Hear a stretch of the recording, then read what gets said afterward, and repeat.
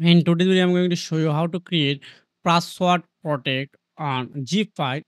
First of all, you need to select file. So first, I select this 4 file. Then click on the right on mouse. Then click on add to archive.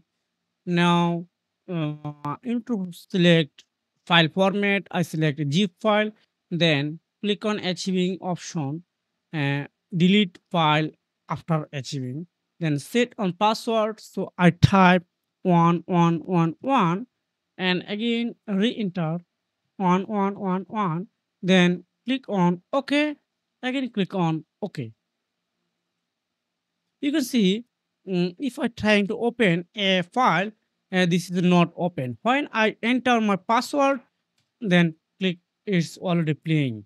So this is a method how you can protect a password on zip file. So if you found this video helpful, make sure like and subscribe the channel so you can take care.